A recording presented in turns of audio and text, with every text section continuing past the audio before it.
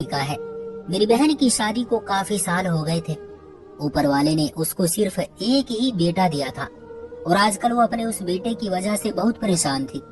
मेरी शादी भी हो चुकी थी और मेरी सिर्फ बेटियां ही थी, इसलिए मुझे मेरा भांजा बहुत ही ज्यादा प्यारा था।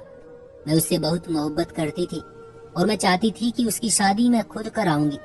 अपने प्यारे से भांजे के लिए चांद सी दुल्हन ढूंढ कर लाऊंगी। एक दिन मैं अपनी स्कूल की एक दोस्त से मंदिर में मिली, साथ ही उसकी बेटी भी थी। बड़ी खूबसूरत संस्कारी बच्ची थी, जिसे देखकर मैंने एक ही पल में फैसला कर लिया कि इसी को अपने भांजे के लिए ब्याह कर ले जाऊंगी।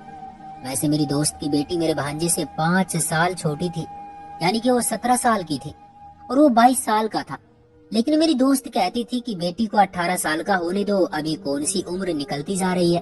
अगर तुम चाहती हो तो कोई बात नहीं, करवा देंगे दोनों की शादी।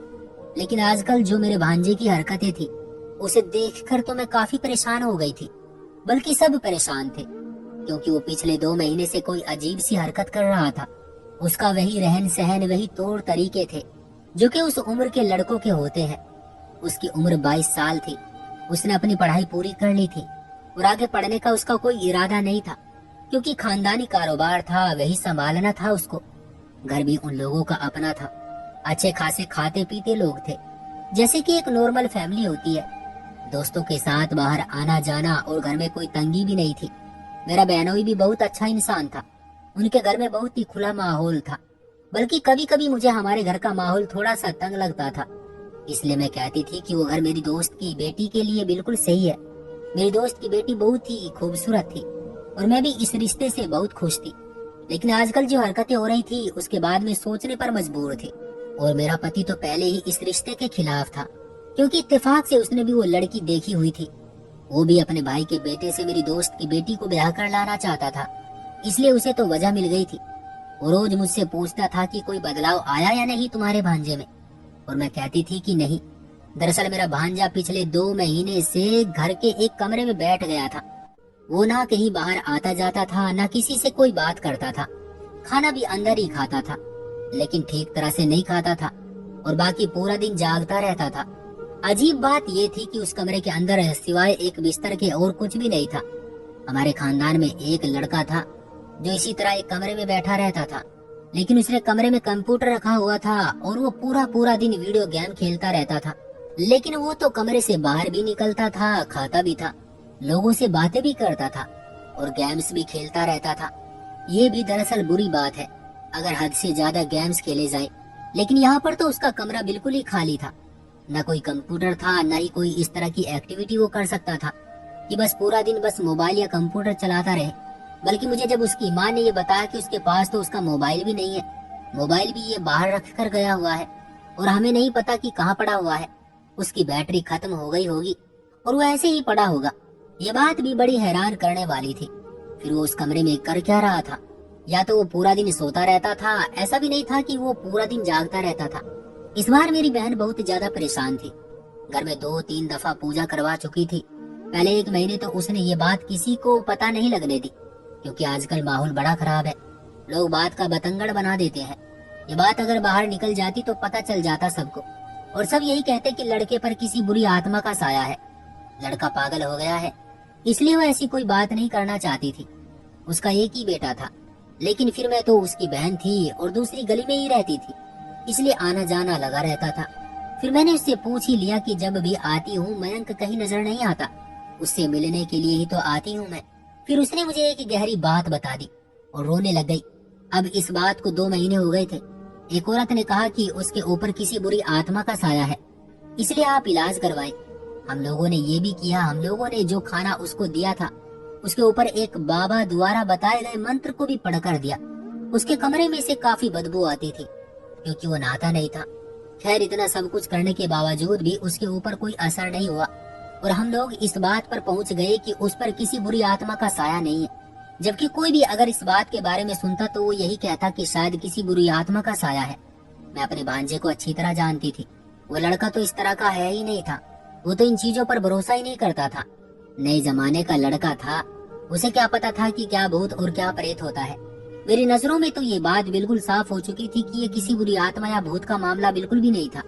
बहन मेरी बहुत ज्यादा परेशान थी। वो जगह जगह लोगों से बात करती रहती थी। फिर मैंने अपनी एक दोस्त से बात की जो कि एक दिमागी मरीजों की डॉक्टर थी। उसने कहा कि ये कोई दिमागी परेशानी हो सकती है, एक बीमारी होती है जिसे सिजोफ्रेनिया कहते हैं। उसकी निशानी भी बिल्कुल ऐसी ही होती है जैसे तुम बता रही हो। इंसान एक जगह पर बैठ जाता है, कोई चीज खाता पीता नहीं है और नहाता तो बिल्कुल भी नहीं है। ये जो तुम कह रही हो कि नहाने के लिए मना करता है, इसका मतलब यही हो सकता है कि उसको यही बीमारी है। इस बात पर तो मैं खुद भी बहुत ज्यादा परेशान हो गई थी कि दिमागी बीमारी, वो भी इतनी बड़ी, ये कोई छोटी बीमारी नहीं थी। इस बीमारी के मरीज तो इस पोजीशन तक पहुंच जाते थे कि उनको रस्सी से बांध के रखना पड़ता था। और मैं नहीं चाहती थी कि हमारे खानदान के इकलौते बच्चे पर इस तरह के हालात आ जाए। मेरी बहन के दिल पर क्या गुजर रही होगी। उसने तो बड़ी मन्नतों मुरादों से उसको हासिल किया था और डॉक्टर ने उसको कह दिया था कि उसके बाद वो कभी माँ भी नहीं बन सकती। ऐसे में उसका दिल टूट कर ही रह जाता। मुझे ये बात ठीक लग रही थी क्योंकि जैसा मेरी दोस्त बता रही थी उसकी हरकतें वही थी, लेकिन मैं अपनी बहन से बात करते हुए डर रही थी। फिर भी सोचा कि बात तो करनी ही है, बहन है मेरी, कोई मेरी दुश्मन तो नहीं है जो गुस्सा कर जाएगी। मैंने उसको सब कुछ बता दिया और वो मुझ पर गुस्सा हो गई कि तुम क्या कहना चाहती हो कि मेरा बेटा पागल है। मैंने कहा कि देखो, बदतमीजों की तरह बात मत करो। हर दिमाग की बीमारी को पागलपन नहीं कहते हैं। दिमाग की बीमारियां भी आम बीमारियों की तरह हो सकती है और इनका इलाज भी होता है। दवाइयों से वो ठीक हो जाएगा। तुम क्या चाहती हो कि वो अंदर ही अंदर बैठा रहे? तुम अपने तरीके से सब कुछ कर चुकी हो। उसने कहा कि हाँ, मैंने तो सब कुछ कर लिया है, मिन्नतें की है इसकी, इसको रोकर दिखाया है कि बाहर आ जाओ कमरे से, लेकिन इस पर किसी बात का असर ही नहीं हो रहा है। जब मैंने ये बात की तो मेरा बहनोई भी वहाँ बैठा था और मैं ये सोचकर हैरान थी कि उसे बिल्कुल भी परवाह नहीं थी। उसने एक दफा भी कोई ऐसी बात नहीं की कि जैसे वो हैरान है या वो परेशान है। जितना बेटा वो मेरी बहन का था उतना ही उसका भी तो था, लेकिन उसके चेहरे पर कोई परेशानी नहीं थी। वो तो अपने मोबाइल में बिजी था, ऐसा लगता था कि सुन ही नहीं रहा। आखिरकार मैंने उनको कह दिया कि जीजा जी, आप क्या कहते हैं, मैं गलत कह रही हूँ? तो उनका जवाब बहुत ही अजीब सा था। उन्होंने कहा कि आप किस बारे में बात कर रही हो? मैंने तो ठीक से सुना ही नहीं। मेरी बहन ने रोना शुरू कर दिया कि उनको तो कोई परवाह नहीं है। ये देख लो, आज तुमने अपनी आंखों से देख लिया है। मैं जब भी इनसे बात करती हूँ तो ये कहते हैं खुद ही ठीक हो जाएगा। किसी बात पर गुस्सा किया होगा, कोई जिद लगाई होगी, कोई बड़ा मोबाइल या कोई बड़ा कंप्यूटर मांग रहा होगा। लेकिन ये बात मेरी बहन ने उससे 100 दफा पूछ ली थी कि तुम्हें अगर कुछ चाहिए तो सब कुछ बेचकर भी हम तुमको वो चीज ला कर देंगे, बस तुम इस कमरे से बाहर आ जाओ।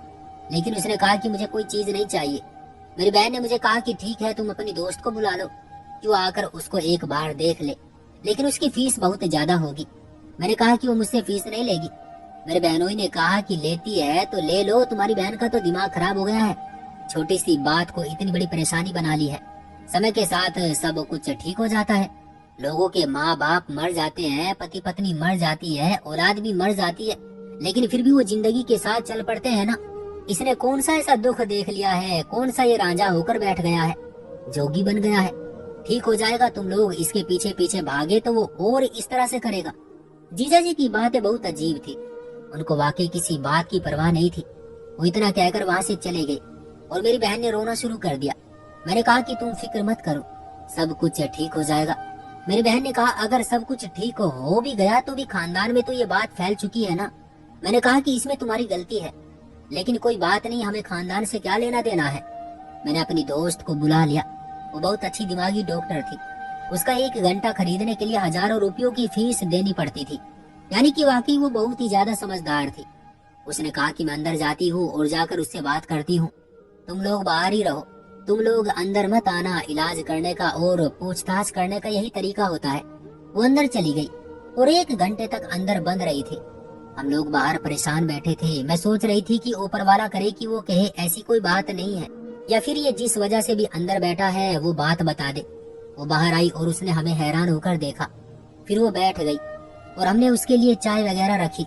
हमने कहा कि अब बताओ क्या बात है, तुम 1 घंटे से अंदर थी, उससे तुम्हारी कोई बात तो हुई होगी। उसने कहा कि उसे कोई बीमारी नहीं है। ये सुनकर हम हैरान हो गए।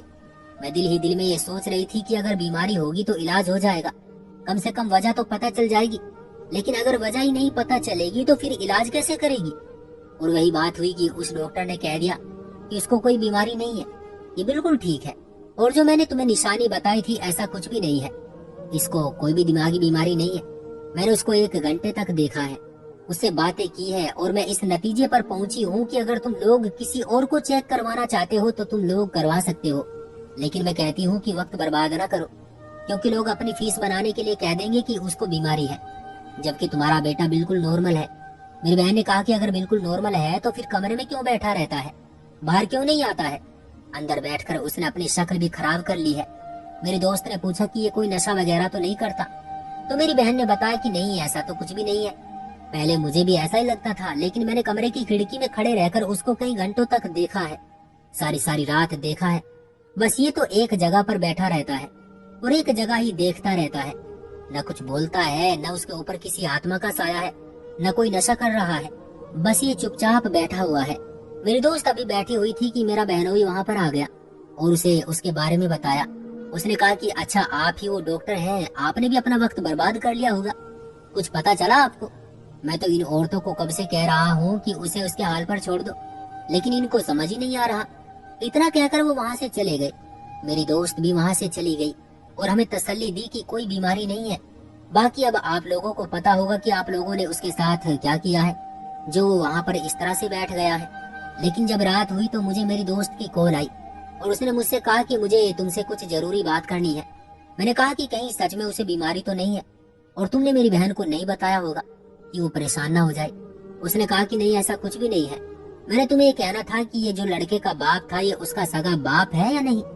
मैंने कहा कि हाँ बिल्कुल उसका बाप है, तुम क्यों ऐसे पूछ रही हो?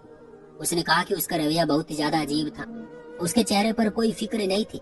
उसका जवान बेटा कमरे में बैठा है और वो इस तरह से पेश आ रहा था कि जैसे कोई बात ही नहीं है। या तो उसको वाकई कोई परवाह नहीं है, या ये उसका सगा बाप ही नहीं है, या उसको पता है कि उसके साथ जो भी हो रहा है उसकी वजह क्या है। मैंने कहा कि नहीं, ऐसा नहीं है, वो उसका बाप ही है और उसको अपने बेटे की बहुत ज्यादा फिक्र भी है। अभी वो फिक्र नहीं जता रहा है, लेकिन वो बचपन में उसे कांधों पर उठाकर फिरता रहता था, क्योंकि उसका एक ही बेटा है। मेरी दोस्त ने कहा कि फिर वही बात हो सकती है, मुझे नहीं पता, लेकिन मुझे उसका रवैया बहुत बुरा लगा। आपके घर में एक परेशानी बनी हुई है, आपका बेटा कमरे में बैठा न कुछ बोल रहा है, न कुछ बता रहा है, न कोई डॉक्टर न कोई वैद्य उसकी मदद कर रहा है, और आप कह रहे हैं कि उसको उसके हाल पर छोड़ दो। अगर वो इसी तरह कमरे में बैठा रहा तो उसको बेड सोर बन जाएगा, जो कि एक जगह बैठने से बनते हैं। उसके अलावा उसका दिमाग खराब हो सकता है, वो बैठे बैठे अपने आप को मार सकता है। अगर उसने अपने दिल में कोई बात रखी हुई है, ये कोई छोटा मामला नहीं है। आजकल की नस्ल बहुत ही ज्यादा जज्बाती है, और ये तो 2 महीने भी उन्होंने बहुत ज्यादा देर कर दी, उनको तो पहले ही कुछ कर लेना चाहिए था। मैंने अपनी दोस्त से पूछा कि क्या करे, तो उसने कहा कि बस उससे किसी तरह पूछो, बार बार पूछो, उसको कस्में दे, उसको बुलाओ, उसको कहो कि बताओ क्या बात है, उसके सामने रहो, अपने आप को उसके आगे पेश करो कि तुम हमें बताओ, नहीं तो हम खुद को कुछ कर लेंगे। इसी तरह ये बात सामने आ सकती है, वरना नहीं आ सकती। मैं बहुत ज्यादा परेशान हो गई। एक दिन फिर से घर गई तो जाने से पहले ही मेरे पति के साथ मेरी लड़ाई हो गई।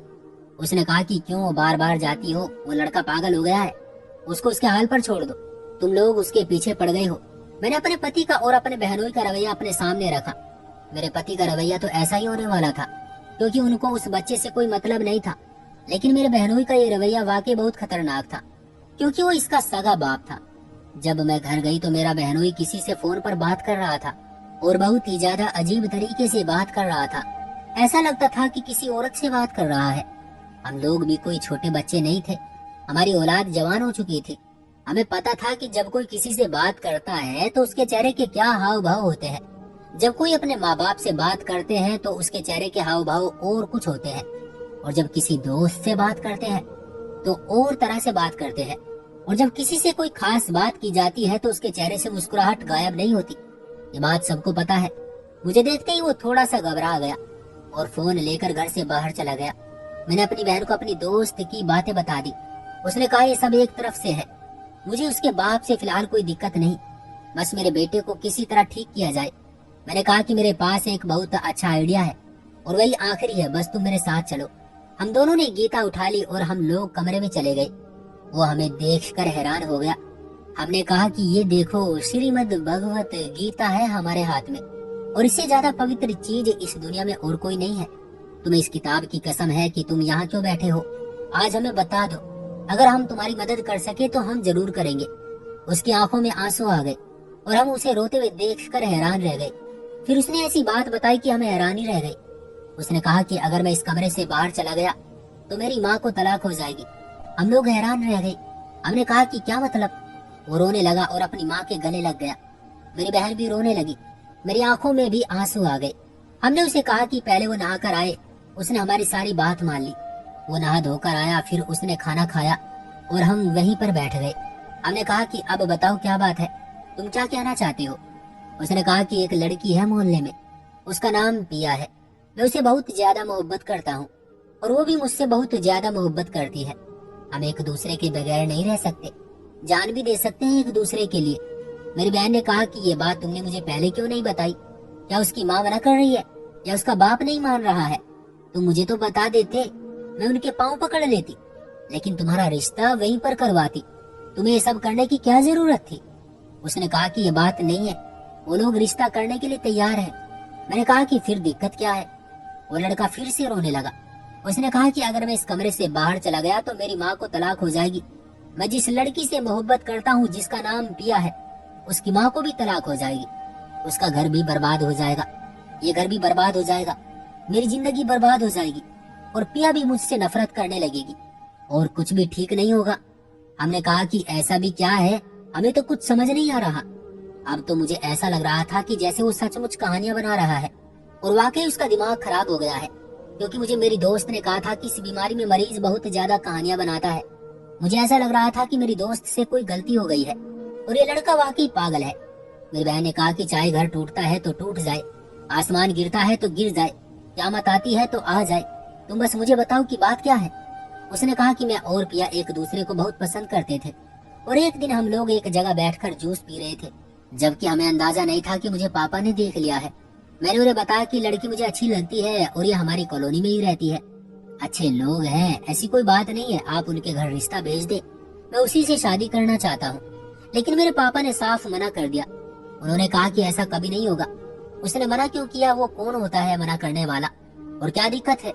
मेरी बहन को उन लोगों के बारे में पता था, क्योंकि वो पास में ही रहते थे। मेरी बहन को समझ आ गई थी कि किस लड़की की बात हो रही है और उसने आते जाते उस लड़की को देखा भी हुआ था। वो वाकई बहुत खूबसूरत थी और मेरे भांजे ने कहा कि यही बात मैंने अपने बाबा से 1000 बार कही। मैं उनके पीछे पीछे फिरता रहा। उन्होंने कहा कि अपनी माँ से बात भी मत करना, क्योंकि कुछ भी हो जाए तुम्हारी शादी नहीं हो सकती। मैंने फिर भी अपनी जिद नहीं छोड़ी और मैंने कहा कि मैं माँ को बता दूंगा। और फिर उन्होंने मुझे एक ऐसी बात बताई जो कि हम सब के लिए मौत का फरमान साबित होगी। मेरी बहन ने कहा कि बता दो, मुझे कोई दिक्कत नहीं है, मैं तुम्हारे साथ हूँ। और उसने हमें बताया। उसने कहा कि दरअसल बाबा का पिया की माँ के साथ चक्कर चल रहा है और वो लोग एक दूसरे के साथ 2-3 साल से बातें कर रहे हैं, क्योंकि पिया के पापा इस शहर में नहीं रहते हैं, दूसरे शहर में काम करते हैं। पापा उनके घर में बार बार जाते हैं। ये बात पापा ने अपनी जबान से भी स्वीकार कर ली। उन्होंने कहा कि अगर तुम यहाँ रिश्ते की बात करोगे तो ये बात भी सामने आ जाएगी कि हम दोनों के एक दूसरे के साथ संबंध है। तुम्हारी माँ को पता चल जाएगा और उसके पति को भी, और फिर वो अपनी पत्नी से तलाक ले लेगा और मैं तेरी माँ से तलाक लेकर उसी के साथ शादी कर लूंगा और फिर तुम दोनों की शादी बिल्कुल भी नहीं होने दूंगा। ये बात उसकी माँ को भी पता है। उसने अपने पापा को मेरे बारे में बता दिया था। वो शादी करवाने को तैयार है। वो कहते हैं मैं दिवाली पर आऊंगा, तुम दोनों की शादी जरूर करवाऊंगा। लेकिन उसकी माँ भी मेरे बाप की तरह ये सब कुछ कर रही है। मैं नहीं चाहता मेरी वजह से आपका घर बर्बाद हो जाए, लेकिन मैं पिया के बगैर नहीं रह सकता। वो बार बार मुझे फोन कर रही थी, मैसेज करती थी, पूछती थी कि क्या बात है, मैं उससे मिलने के लिए कब आऊंगा, लेकिन मैं उसे भी बता नहीं सकता था और मैं लड़ नहीं सकता था। इसलिए मैं इस कमरे में बैठ गया था कि बस मेरा यहाँ बैठ जाना ही सही है। यही बैठे बैठे मेरी जान निकल जाएगी और सब कुछ ठीक हो जाएगा। मेरी बहन ने अपने बेटे को गले से लगा लिया। हम लोग भी बहुत ज्यादा हैरान थे। उसने कहा कि मैं तेरी खुशियां बर्बाद नहीं होने दूंगी, तेरे बाप के नाजायज संबंधों के लिए तो बिल्कुल भी नहीं। तुम इस कमरे से बाहर निकल जाओ। दिवाली आने में 2 महीने हैं। हम लोगों ने ये 2 महीने सब्र से गुजारे और फिर लड़की का बाप आ गया। हमने रिश्ते की बात कर दी, उसने भी रिश्ता स्वीकार कर लिया, लेकिन उसकी पत्नी ने फिर भी मना किया और जब उसने मना किया तो हमने उसको सारी सच्चाई बता दी और मेरी बहन ने अपने पति को भी ये कह दिया कि मुझे सब कुछ पता चल गया है। अब अगर तुम चाहते हो कि मैं खुद तुम्हें छोड़कर ना जाऊं तो इस औरत से मिलना जुलना बंद कर दो और बेटे की शादी होने दो। तुम्हें शर्म आनी चाहिए कि तुमने अपने नाजायज रिश्ते के लिए बेटे को ब्लैकमेल किया, उसके मासूम दिमाग के साथ खेलते रहे, उसको टॉर्चर किया और वो बेचारा उस कमरे में बैठा रहा। तभी तो मेरे बहनोई को कोई परवाह नहीं थी, क्योंकि उसको सारी बात का पता था। मेरी दोस्त ने मुझे भी यही कहा था कि या तो ये इसका बाप नहीं है या फिर ये सारे मामले के बारे में जानता है। उसको पता है कि ऐसी कोई बात नहीं है, इसलिए इतना सुकून से है। मेरा बहनोई शर्मिंदा हो गया। वो सिर्फ अपने बेटे के सामने ही उसको टॉर्चर कर सकता था। मेरी बहन के सामने खामोश हो गया, क्योंकि उसे पता था कि ये बात सारे खानदान में फैल गई तो बहुत बेइज्जती होगी। उस लड़की के घर में भी लड़ाई झगड़े हुए होंगे, कोई ना कोई बात तो हुई होगी। लेकिन शादी की बात हो गई और शादी करवा दी गई। जब दोनों खानदानों ने तैयारी कर ली, तब मेरी बहन ने मुझे कहा कि एक ही औलाद मिली थी मुझे, और साथ ये खबर भी कि मैं दोबारा माँ नहीं बन सकती। तो बस इसी के साथ मैंने अपना सारा समय गुजार दिया। इसका ख्याल रखती रही, पति पर ध्यान नहीं दिया। शायद इसी वजह से उसने दूसरा रास्ता अपना लिया। लेकिन गलत काम तो गलत होता है ना। उसके पीछे जितनी भी बड़ी वजह हो, उसे ये कभी भी नहीं करना चाहिए था। अब वो शर्मिंदा था और उसकी मेरी बहन के सामने कोई इज्जत नहीं थी।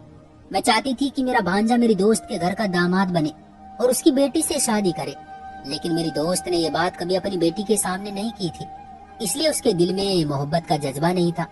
मुझे थोड़ा सा दुख जरूर हुआ कि वो मेरी दोस्त के घर का दामाद नहीं बन सका, क्योंकि बचपन से मैंने यही सोचा था। लेकिन मैं खुश थी कि उसको उसकी खुशी मिल गई है और अब वो एक अच्छी और नॉर्मल जिंदगी गुजार रहा है। वो बेचारा बहुत ही जज्बाती और मासूम था। माँ का लाडला अपनी माँ से बहुत प्यार करता था।